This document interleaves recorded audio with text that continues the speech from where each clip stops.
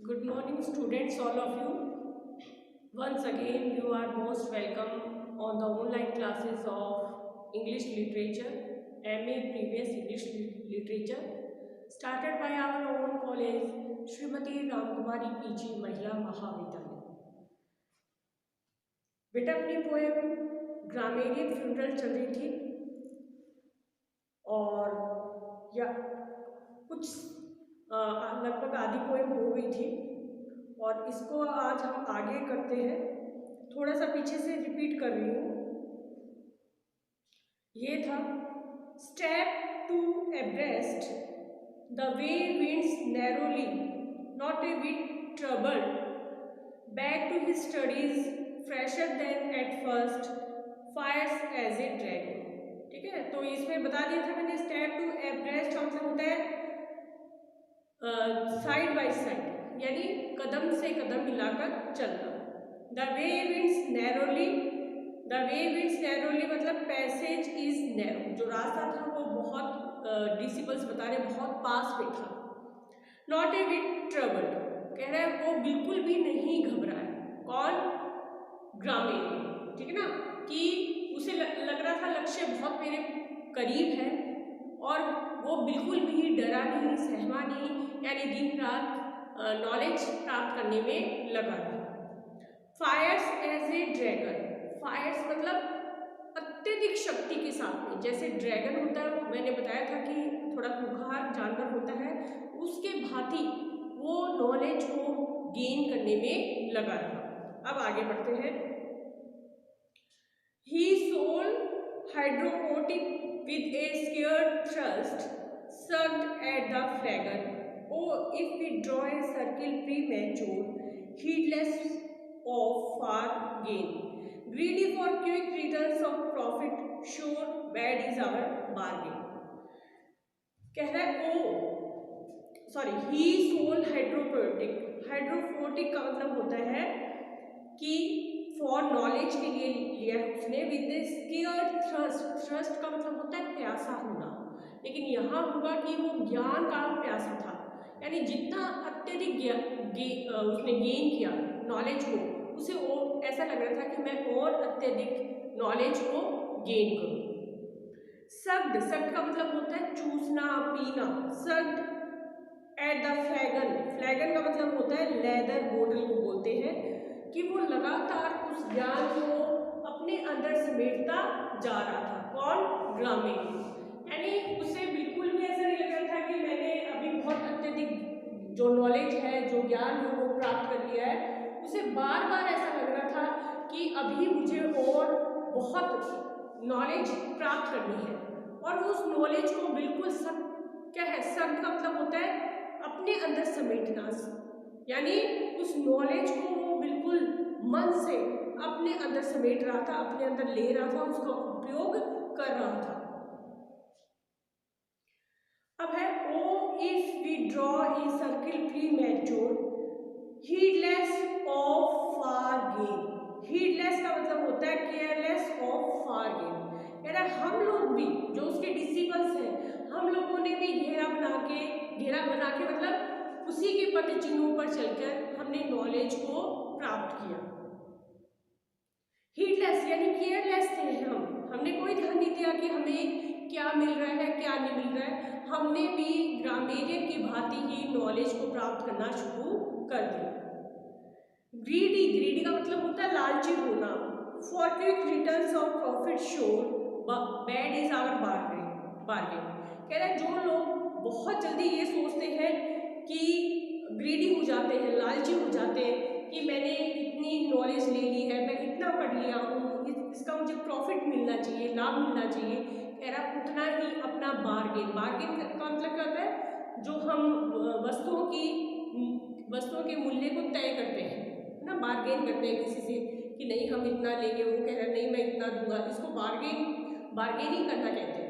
तो कह रहा कोई व्यक्ति अगर बहुत जल्दी प्रॉफिट हासिल करना चाहता है तो इसका मतलब वो ये है कि वो बार्गेनिंग गलत कर रहा है ना।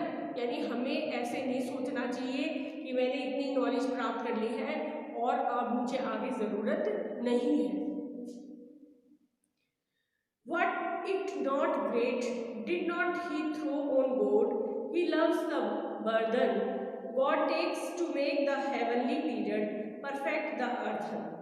कह रहा है was it not great? क्या ये महान कार्य नहीं है? Did not he throw on God?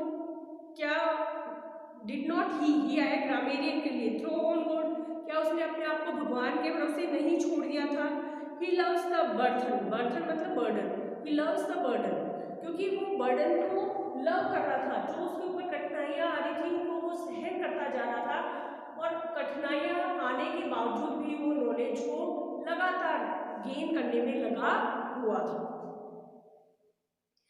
God tasks to make the heavenly period perfect the earth. भगवान ने ही उसे पृथ्वी पर ज्ञान प्राप्त करने के लिए भेजा था, ऐसा उसका मानना था।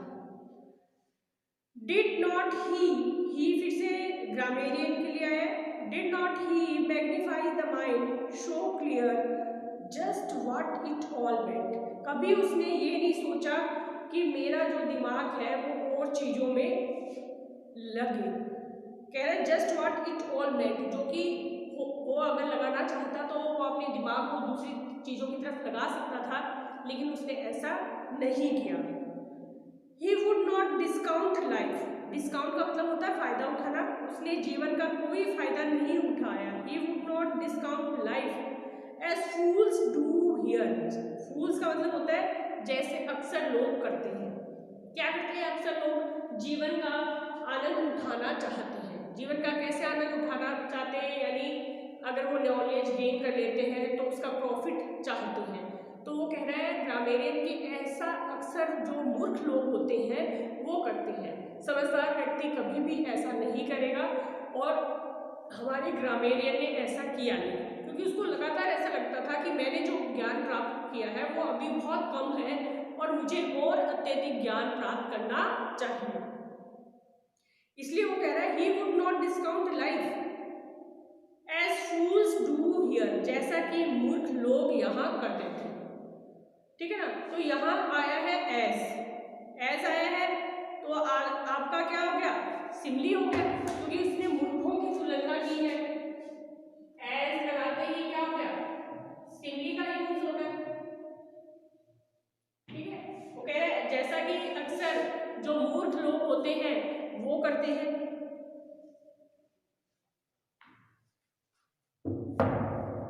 ठीक है, फिर कह रहे हैं did not he magnify the mind so clear just what it all meant? He would not discount life as fools do here as fools do here paid by installment. paid by installment का मतलब होता है टुकड़ों में करना, क्योंकि जो मूर्ख लोग होते हैं वो टुकड़ों में ज्ञान को प्राप्त करते हैं, यानी थोड़ा सा ज्ञान प्राप्त कर लिया फिर कभी कर लिया जब मौका लगा। वो कह रहे हैं ऐसा मूर्ख लोग करते हैं। ग्रामेरियन का ये मानना था कि जो मूर्ख लोग होते हैं वो थोड़ा थोड़ा ज्ञान प्राप्त करते हैं, लेकिन वो कह रहा है कि उसकी इतनी इच्छा थी ज्ञान प्राप्त करने की कि वो दिन रात कड़ी मेहनत करता था और जो ज्ञान प्राप्त उसने कर रखा था उसके बारे में हमेशा वो ये सोचता कि ये बहुत कम मात्रा में मुझे ज्ञान प्राप्त अभी हुआ है, इसलिए वो लगातार दिन रात ज्ञान प्राप्त करने में लगा रहता था। कौन? ग्रामेरियन। ठीक है, अब है he ventured neck for nothing, heaven success found or earth's failure. he ventured neck, ठीक है, neck का मतलब होता है मैक्सिमम नॉलेज और नथिंग, या वो चाहता था कि या तो उसको मैक्सिमम नॉलेज प्राप्त हो, नेक।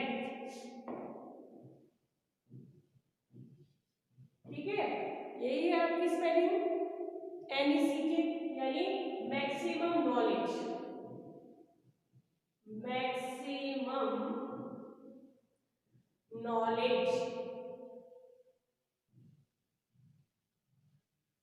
Maximum knowledge. ठीक है, वो क्या चाहता था? ही वेंचर्ड नेक और नथिंग, या तो वो मैक्सिमम नॉलेज चाहता था यानी बहुत ज्यादा नॉलेज चाहता था, या फिर वो ये चाहता था कि कोई व्यक्ति ज्ञान प्राप्त ही ना करे। कह रहा है कि अधूरी नॉलेज हमें कभी प्राप्त नहीं करनी चाहिए, या तो हमें अत्यधिक ज्ञान को प्राप्त करना चाहिए या फिर हमें निरक्षर रहना चाहिए, और नथिंग कह रहा है। अब देखो नैक और नथिंग आया है, आपका है नैक और नथिंग, नैक और नथिंग, ये आपका एलिट्रेशन हो गया। क्या हो गया? एलिट्रेशन हुआ है, ठीक है, नैक और नथिंग, ठीक। फिर कह रहे हैं हेवन सक्सेस फाउंड और अर्थ फेलियर, ठीक है ना। अगर हमें मैक्सिमम नॉलेज हम गेन करते हैं तब तो हमने मान लो स्वर्ग को प्राप्त कर लिया है, और अगर हम नथिंग कुछ भी नहीं प्राप्त करते हैं तो हम अर्थ फेलियर का मतलब होता है पृथ्वी पर हम फेल हो जाते हैं, असफल हो जाते हैं। ऐसा किसका मानना था? ऐसा ग्रामेरियन का मानना था, ठीक है। क्या मानना था उसका? कि अगर देखो लाइन में समझने की कोशिश करना, ही वेंचर्ड नैक और नथिंग हेवन सक्सेस फाउंड और अर्थ फेलियर। अगर हमने नैक का मतलब होता है मैक्सिमम नॉलेज गेन कर ली, है ना, अत्यधिक ज्ञान को प्राप्त कर लिया, तो इसका मतलब हेवन सक्सेस, हमने स्वर्ग को पा लिया, ठीक है। और कह रहे हैं फाउंड और अर्थ फेलियर, अगर हमने नथिंग यानी कुछ भी प्राप्त नहीं किया ज्ञान के रूप में, तो मान लो हम पृथ्वी पर असफल हो गए, अर्थ फेलियर, ठीक है। तो ऐसा उसने बोला है। ये हेवन सक्सेस फाउंड के बाद में कोमा लगा है, तो हेवन सक्सेस फाउंड यानी हमने स्वर्ग को खोज लिया है या हम स्वर्ग प्राप्त करने में सफल हो गए हैं। लेकिन नथिंग जुड़ा है अर्थ फेलियर के साथ में, कि अगर हमने ज्ञान को प्राप्त नहीं किया है तो मानो हमने पृथ्वी पर अर्थ पे हम सक्सेस नहीं हुए, हम असफल हो गए। अब आगे कह रहे हैं विल्ड का मतलब होता है विल, ये आपका पोएट्री का वर्ड है विल, इसका मतलब होता है विल, ठीक है। अब कह रहे हैं विल दो मतलब पोएट्री में यू होता है, दो का मतलब पोएट्री में यू होता है, दो यू यानी विल यू हो गया। क्या है? विल और दो यानी विल यू, ये मतलब हो गया। विल दो ट्रस्ट डेथ हो नोट, कि क्या तुम ट्रस्ट यानी विश्वास करते हो, ग्रामेरियन बोल रहा है, ठीक है। डेथ हो नोट, कि क्या तुम विश्वास करते हो मृत्यु में या नहीं करते हो। विल दो ट्रस्ट डेथ और नोट, ही आंसर्ड यस, यानी किसी ने उससे पूछा, ग्रामेरियन से क्या पूछा कि क्या तुम विश्वास करते हो मृत्यु में या नहीं। ही आंसर्ड यस, उसने आंसर दिया हाँ मैं करता हूं, ठीक है, हाँ मैं मृत्यु में विश्वास करता हूं।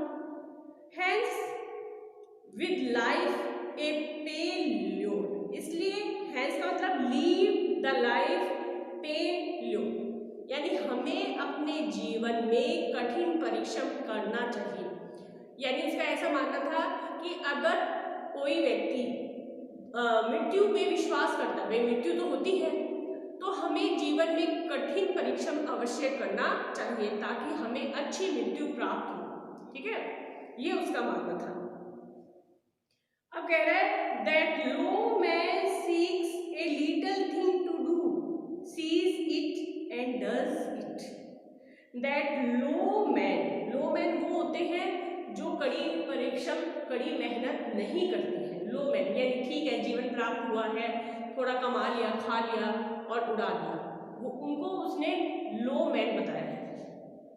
द लो मैन सीक्स, और यहाँ वैसे लो मैन उससे भी लिया है, जानवरों से भी लिया है। The low man seeks a little thing to do, जो व्यक्ति लो मैन होते हैं वो लिटिल थिंग टू डू, थोड़ा सा कुछ करते हैं, यानी कमाते हैं, खा लेते हैं और बस अपना जीवन निकालते हैं। The low man seeks a little thing to do, sees it, sees it का मतलब होता है understand, sees it, sees it इसका मतलब होता है अंडरस्टैंड, अंडरस्टैंड, ठीक है। सीज इट यानी understand it and does it, उसको थोड़ा समझते हैं और करते हैं। और low man, the low man seeks a little thing to do, sees it and does it. लेकिन कह रहे हैं the high man with a great thing to pursue, pursue का मतलब क्या होता है आपका, वो क्या है ये है आपका परस्यू, PURSUE, परस्यू, परस्यू का मतलब होता है गो आफ्टर, उसके पीछे जाना, गो आफ्टर, ठीक है। बहुत बढ़िया कहा है उसने, देखो लो मैन के लिए भी कहा है और हाई मैन के लिए भी कहा है।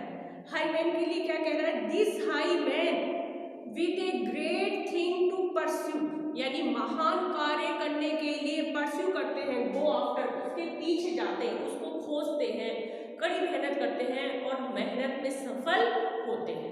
कह रहा है जो हाई मैन होते हैं अपने आप में, हाई मैन किसको माना उसने, जो कड़ी मेहनत करते हैं, ठीक है ना। कह रहा है दिस हाई मैन, ठीक है, with a great thing to pursue, dies, ERE, ere का मतलब क्या होता है पोएट्री में, बिफोर, ईयर का मतलब पोएट्री में क्या होता है, बिफोर, ठीक है, before, dies before he knows it, यानी जानने से पहले, उस चीज को खोजने से पहले उसकी मृत्यु नहीं होती है, यानी पूर्ण रूप से वो कड़ी मेहनत उसके अंदर करता है। देखो लो मैन और हाई मैन के लिए वो बार बार बता रहा है आपको, क्या बता रहा है, वो कह रहा है कि जो लो मैन होते हैं वो क्या करते हैं कि the low man seeks a little thing to do, ढूंढते हैं एक छोटा सा काम करने के लिए, सीक्स का मतलब होता है ढूंढना, find out, a little thing to do, sees it and does it, पहले उसको समझते हैं और फिर करते हैं, ठीक है ना। लो मैन तो ऐसे करते हैं, जैसे कोई बच्चा है ज़्यादा पढ़ने में इंटरेस्टेड नहीं रहता है तो वो पहले देखेगा मुझे क्या पढ़ना है, जो आसान सा उसको लगता है कि ये मुझे याद हो जाएगा तो उसको देखेगा और फिर उसको याद कर लेता है। लेकिन जो इंटेलिजेंट बच्चे होते हैं वो ये देखते हैं कि मुझे ये सब तो आ रहा है, मुझे ये चीज़ नहीं आ रही, ये हार्ड है, वो उसी के पीछे पड़ते हैं, है ना। लो मैन यानी जो कमजोर बच्चा होता है तो वो तो ये करता है कि ये इजी सा क्वेश्चन है, ये याद कर लेता हूँ मैं, और जो हाई मैन होते हैं, जो इंटेलिजेंट बच्चे होते हैं, वो ये देखते हैं कि ये तो मुझे आ रहा है, ये चीज़ नहीं आ रही है, और उसी के पीछे पड़ते हैं। तो ये हो गया लो मैन और हाई मैन में डिफरेंस। तो यही उसने बोला है the low man seeks, seeks का मतलब होता है टू फाइंड आउट, ढूंढना, a little thing to do, एक छोटी सी चीज ढूंढते हैं, यानी छोटा मोटा कार्य करते हैं, उस कार्य को वो कैसे करते हैं, seize it and does it, पहले देखते हैं कि कौन कैसे कर रहा है, खुद नहीं करेंगे, है ना, दूसरों को करते हुए देखेंगे, छोटा सा जो कार्य होता है पहले देखेंगे, फिर समझेंगे और फिर करेंगे। लेकिन जो हाई मैन होता है वो कठिन से कठिन कार्य को पहले अपने हाथों से करता है, चाहे वो कितना भी मुश्किल काम क्यों ना हो। तो यही बताया था, high man with a great thing to pursue dies before he knows it, that low man goes on adding one to one, his hundred soon hit, hit का मतलब होता है reach, hit का मतलब क्या होता है, reach, पहुंचना। देखो क्या कह रहा है कि ये कह रहा है दिस हाई मैन, ठीक है, with a great thing to pursue dies before he knows it. That low man goes on adding. Adding का मतलब होता है जोड़ना, 1 to 1, एक एक करके कोई काम करता है. His hundreds soon hit, और जो उसके हंड्रेड्स होते हैं, soon hit, hit का मतलब होता है रीच, है ना, वो कहीं 100 तक पहुंचता है, क्योंकि वो बहुत धीरे धीरे डरते हुए काम को करता है लो मैन. लेकिन आगे क्या कह रहा है, दिस हाई मैन, लेकिन इस हाई मैन में उसके डिसिबल्स की बात बता रहे. दिस में कौन है, ग्रामेरियन खुद है. कौन है, ग्रामेरियन खुद है. यहाँ कह रहा है this high man aiming at a million misses an unit. Aim रखते हैं, लक्ष्य रखते हैं किसका, मिलियन काम करने का, एक साथ अनेक काम करने के, मिसिस एन यूनिट, और वो कभी भी मिस नहीं होते. मिसिस एन यूनिट का मतलब होता है miss his target. He never miss his target, और वो अपने लक्ष्य से कभी नहीं भटकते. तो बहुत सुंदर कहा उसने कि जो साधारण लोग होते हैं वो तो एक एक करके काम को करते हैं और कहीं स्लो तक पहुंचते हैं, लेकिन जो ब्रिलियंट व्यक्ति होता है, जैसे हाई मैन, ग्रामेरियन के लिए भी बता रहा है, इससे ग्रामेरियन को भी उसने ऐड किया है कि जो हाई मैन होते हैं वो अपने लक्ष्य को एक साथ मिलियन, मिलियन यानी कई गुना लेकर चलते हैं, मिसिस एन यूनिट, और कभी भी मिस नहीं होते, है ना, अपने टारगेट से, अपने लक्ष्य से कभी भी भटकते नहीं. ठीक है, तो स्टूडेंट्स आज के लिए इतना ही, and I hope that you understood it very well. Thanks and have a nice day.